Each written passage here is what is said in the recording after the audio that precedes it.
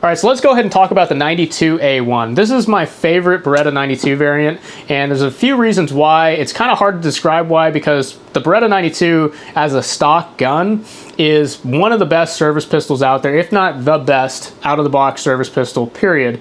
And this is essentially just a 92FS, but a little bit better in a few key areas. It's not a gun that you're gonna see shilled very often here on YouTube because it didn't come out in the last few years, and you can't put a red dot on it, so it's junk, right? Also, part of the reason why I'm talking about this pistol right now is because this is gonna be my sidearm that I use for the Brownells Gunfighter Gauntlet, which is a 2-gun action match being hosted in Iowa by Brownells. It's essentially like a brutality match. If that sort of thing interests you, I'll put a sign-up link down below. The match dates are August 31st and September 1st. Hope to see you all there. The 92A1 actually started off as a gun designed for 40 Smith & Wesson. This gun was released in conjunction with the 96A1. The 96 series of Beretta pistols are the 40 caliber versions of the Beretta 92. Back in the 90s, these guns started out as essentially they just took the 9mm gun, they shoved a 40 cal barrel in it and said, you know, this is good to go.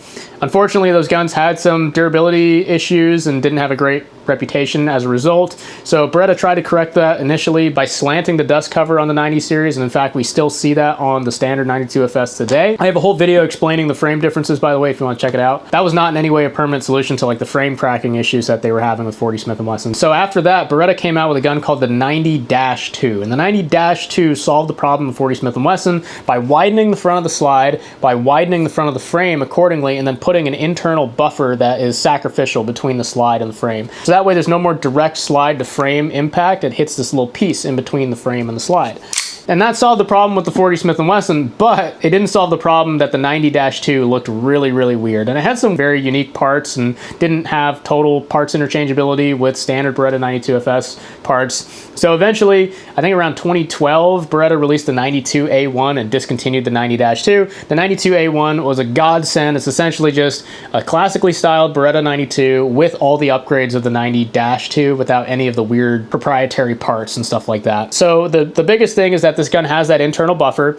It also has dovetailed sights, which I know nowadays is not a big deal, but when you're talking about a product line that is almost 50 years old at this point, the original Beretta 92 came out in 1975, it is worth pointing out because even the standard 92FS and M9 comes with a fixed front sight that is integral to the slide. Dovetailed sights are much better, and as you can see, one of the biggest things I've done with this pistol is I've swapped out the sights because the stock Beretta sights are not great, especially the 3.1s. The M9 Snowman sights are okay. So here we got a pick rail as well. Not really a big deal, but again, we're talking about a very old platform here. So the only part that isn't interchangeable between the 92A1 and a standard 92FS that I'm aware of is the slide. But you can take a standard 92FS slide and put it on a 92A1. You can take the 22 conversion kits and put it on the 92A1. You just cannot take the 92A1 slide and put it on a standard 92FS because it is a little bit wider here at the front. It wouldn't fit. But with the standard slide being smaller, of course it is backwards compatible. Another minor feature that I don't really consider an upgrade or a benefit, but some people might, is it comes with a captured guide rod. And it's the same weight recoil spring as a standard 92FS guide rod. And if you want, you can actually just replace the guide rod with a standard 92FS guide rod. And as you can see, that's exactly what I've done here. And I've done that because, you know, I like the ease of replacing the recoil spring. That's one of the parts that you replace every few thousand rounds. And to replace it on this is a little bit more annoying. And of course, if you're trying to tune the gun and like swap recoil springs to see what works best, this is a lot more handy when it's uncaptured than with the captured guide rod. But I guess once you find the weight that you like, you can always put that recoil spring on the captured guide rod at any time. Another minor feature that the 92A1 introduced is if you watch the takedown lever, as I drive the slide on, it'll automatically flip back up. The standard 92FS, you have to manually flip it back up. This is like a really, like a minor feature, but I guess it is interesting to know.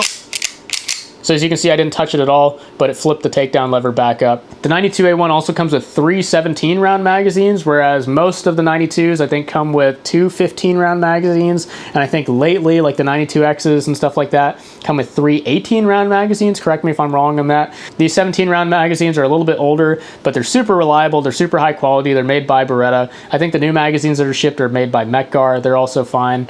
I really like these magazines, and the fact that you get 3 of them is a plus, in my opinion. Also, all 92A1s come with a metal safety, which might not seem like a big deal. It's just a higher quality part. And sometimes your modern 92FSs, the standard 92FSs, will come with a plastic safety decocker. Of all the parts to replace with metal parts, the safety decocker is by far the most tricky and the one where you're most likely to scratch up your slide when you replace it. So by not having this be plastic, basically all you have to do to get a full metal 92A1 is replace the lanyard loop, the magazine release, and the trigger, which are super simple processes. Now, I personally like the way this gun looks as well. I think this is probably one of the best looking Berettas out there, and I normally don't like the railed Berettas, but the 92A1 actually looks really good because this rail is actually flush with the majority of the frame. So if you look at a lot of railed Beretta 92s, I think starting with like the M9A1, not to be confused with the 92A1, you'll see that the frame actually squeezes down around the trigger area, and then it widens back out to meet the rail. So here you can just see it's just one step down and then it's flat all the way across. The other thing I don't like about the 92Xs is that this radius cut right here underneath the rail and between the trigger guard, for some reason the 92X is like way deeper, and I don't like the way that looks. Here it's pretty shallow, pretty unnoticeable, and I really like the way this gun looks, especially with this rounded trigger guard. I think the 92A1 and the 90-2 were the first pistols to bring that back, so that's pretty cool. And also, this is a point of nuance, but I've owned over a dozen Beretta 92s. I think the Italian guns are just higher quality. Doesn't matter what year, what era, the Italian guns have just consistently been extremely high quality, and every single 92A1 and 96A1 is made in Italy. These are not made in the USA,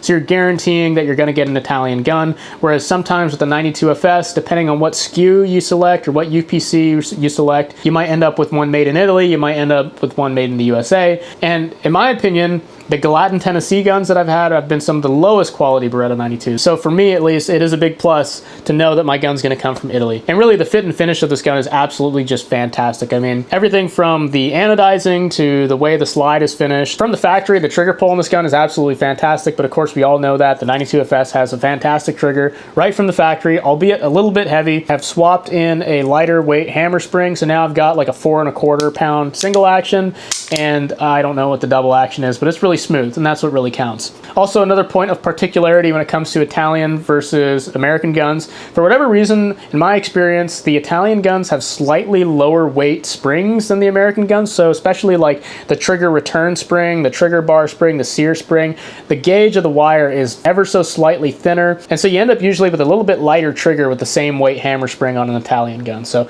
another win for the Italian guns. In fact, the only thing I don't like about the Italian guns is that to remove the lanyard loop, which also holds in your hammer spring and stuff like that, the Italian guns use a roll pin rather than the American guns, which uses this dog bone pin that's really easy to get in and out. One of the first things I do with an Italian gun is I replace that pin. The barrel on this gun has like absolutely no play in it when it's fully locked up. And this is kind of a spoiler of a video I'm going to be doing on this pistol here soon, talking about my experience upgrading this pistol and turning it into a bullseye gun on a budget. This gun is an absolute tack driver. Just for reference, this was my last rapid fire target of the day. I've got 9 shots in the 10 ring and 1 out in the 8 ring, which was entirely my fault, of course. At 50 yards, after swapping out to these target sights, I was able to put down a 4 3/8 inch group. So I'm probably gonna be talking more about this gun here in the future as I kind of compile more data and experience here for my bullseye on a budget videos, where I'm gonna do one for a 92, one for a 1911. So the 92A1 has everything that the standard 92FS has and a little bit more. What doesn't this gun have? Well,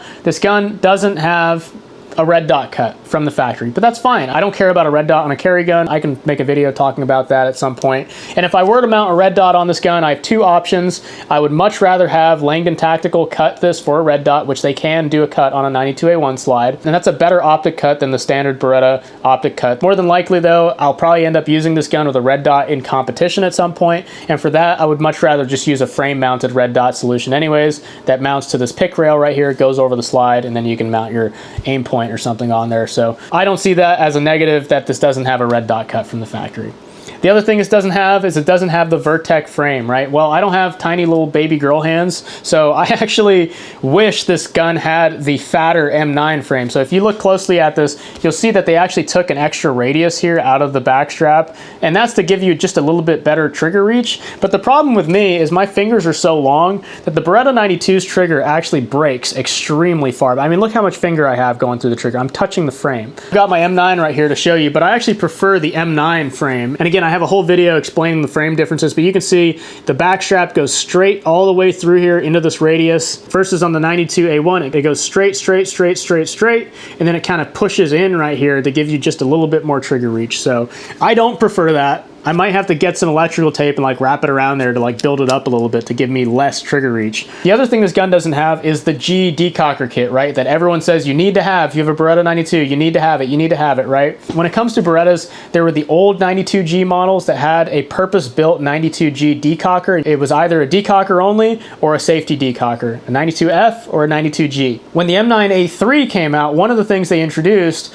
was the 92G decocker kit, which is essentially a redesigned decocker that could retrofit into any standard 92F or 92FS slide. And in my opinion, it's dog shit. It sticks way out to the side. It feels terrible because not only are you fighting the spring tension, you're fighting the detent that was originally drilled there for the F-type safety. I would just rather have the standard 92FS safety. Like, people with small hands have a problem activating and deactivating the 92 safety. But as you can see, like, I've done this a million times. It is not a problem at all for me. I would much rather have the standard 92F type safety, and of course I retain the ability to load the gun on safe. Nowadays you got some new models that have like frame mounted decockers, frame mounted safeties and stuff like that. Doesn't interest me. This is a double action, single action gun. I want a slide mounted decocker safety. I want the ability to bring that hammer all the way down to the slide. So yeah, for all the fancy new features that the M9A4 has and the 92X has, like, none of it interests me. I think this gun performs better, looks better. It's made in Italy, not made in America. If I could only have one 92 for the rest of my life, it would probably be the 92A1. There's going to be no problems when it comes to long-term durability, and the gun itself is just an absolute beast. It's just super slick, really well made, extremely high quality, and beautiful to boot, and extremely accurate, which I'll cover in a later video. So there you have it. That's the 92A1 in a nutshell. You're not going to see it shielded by anyone other than me because I'm autistic, because I have very particular tastes. I'm sorry I'm not providing as much shooting footage right now.